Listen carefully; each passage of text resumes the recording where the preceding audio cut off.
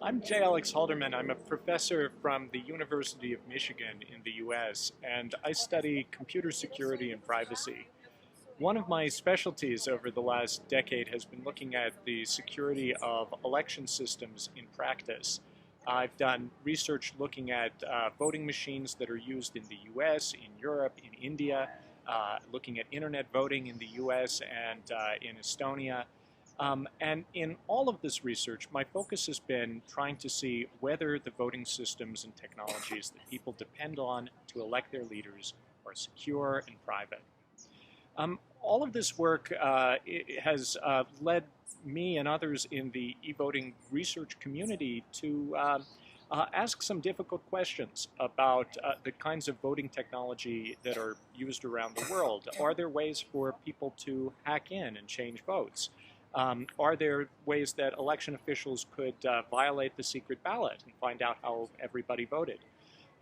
Election technology needs to be highly secure and to guarantee privacy because it's at the foundation of democracy.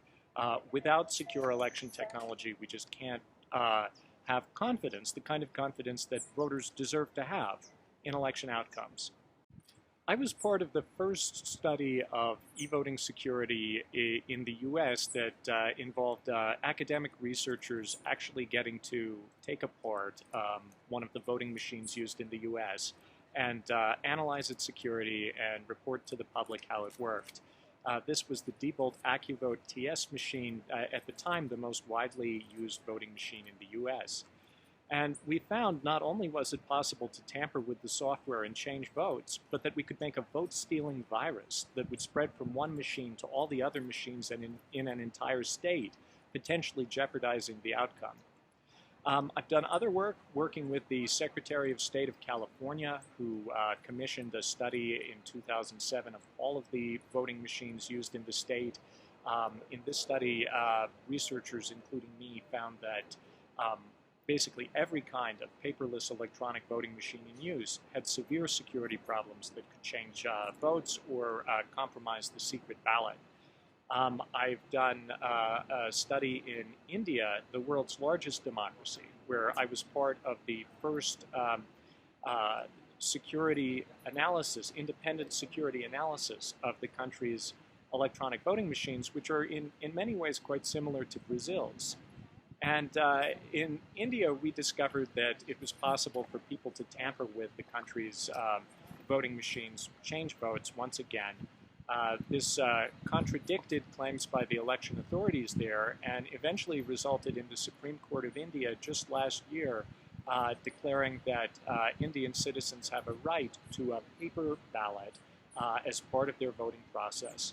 And so the election authorities in India are now working to change the way their system works. I did several studies of internet voting, including in Washington, D.C., one of the first U.S. jurisdictions to attempt to build an internet voting system.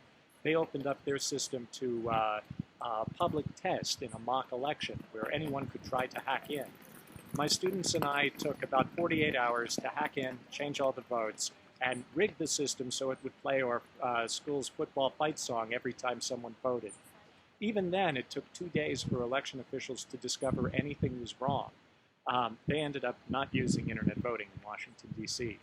Most recently, I studied internet voting as used in Estonia, which is actually the world's most significant user of online voting, with almost a third of all votes being cast online in recent elections. In Estonia, we focused on a really important new kind of threat, emerging threat to digital democracy, which is the problem of state-level attackers, foreign powers, who might try to hack a country's voting system in order to meddle in its domestic politics. Now, Estonia is a member of NATO and the EU that's also a former Soviet republic bordering Russia. So there are potentially many poles of power in the world that would want some ability to influence outcomes of elections in Estonia.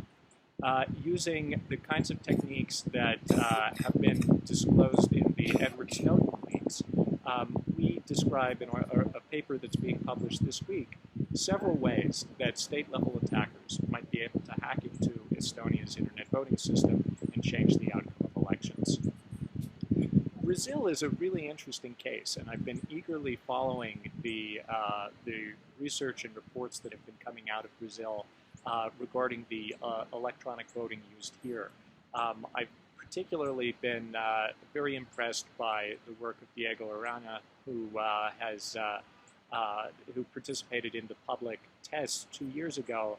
And even though those tests were conducted under extremely limited circumstances and not really realistic of the full power an attacker would have, Diego and his team were still able to discover just extremely devastating kinds of attacks against the machine's cryptography that could be used potentially to change, that suggest that it would be possible to change votes or even perhaps to figure out how everyone voted. These are extremely severe problems. And who knows whether they've been properly fixed or whether there are other more severe problems waiting to be discovered. We're not going to know unless there's a complete and independent security analysis of Brazil's election system. I hope that Brazil will have an opportunity to do that in coming years, because in virtually every other case internationally where a country's voting system has been claimed to be secure, kept secret, and then only after much debate subjected to rigorous independent scrutiny, the system was found to have severe security problems. I would be happy to lend my expertise as an international expert if invited to take part in any study of Brazil's voting system, and I'm sure many other international experts would as well. I'd like to see Brazil have the kind of secure, private, modern voting system that its voters deserve.